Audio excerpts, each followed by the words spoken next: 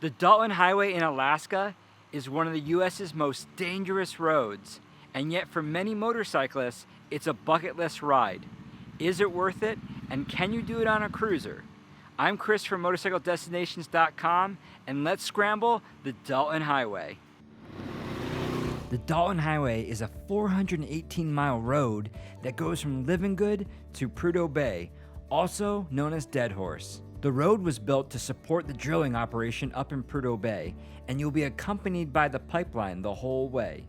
You'll also see plenty of trucks, but although they get a bad reputation, I've never had an issue. Pull over and let them pass if they're going faster than you, and pull over if you're passing them in a loose section so you don't get pelted with rocks. The Dalton Highway is the only road in the US that crosses the Arctic Circle. I'm in the Arctic Circle. If you're lucky, you'll see some of the amazing wildlife that can be found in the Arctic Circle.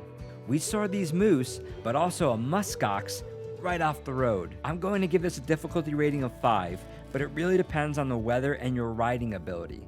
The surface is constantly changing. There are some paved sections, but it's mostly dirt and gravel, and some of the gravel sections can be very deep, so be careful. I'm going down! I was fine. Ow. Road construction is not uncommon, so don't be caught off guard. Sometimes there are pilot cars, and sometimes you have to figure it out for yourself. There's only 3 fueling stations on the whole route. The first is 56 miles up at Yukon River Camp, the next in the Arctic Circle at mile marker 175, Coldfoot Camp, and the final fueling spot is 240 miles away at Deadhorse. So make sure you can either go more than 240 miles on the tank or that you bring extra fuel like we did. And gas will not be cheap. There's only one option, no premium. Yukon River Camp and Coldfoot Camp both have rooms for over $200 a night, but you can camp off the Dalton Highway, and Coldfoot even has a patch of grass they allow campers to stay for free. If you want to stay a night up at Deadhorse, you're looking at $150 and up pending the room, but that does include all the meals in the cafeteria. You'll hit 4,738 feet riding through Adigan Pass all the way down to sea level. Another thing is to consider the weather. It can change in an instant.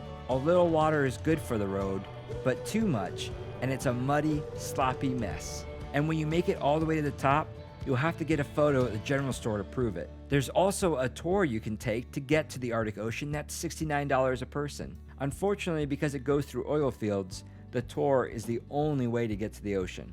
And if you're on your way to the Dalton Highway, do stop at this motorcycle-only campground in Tok, Alaska.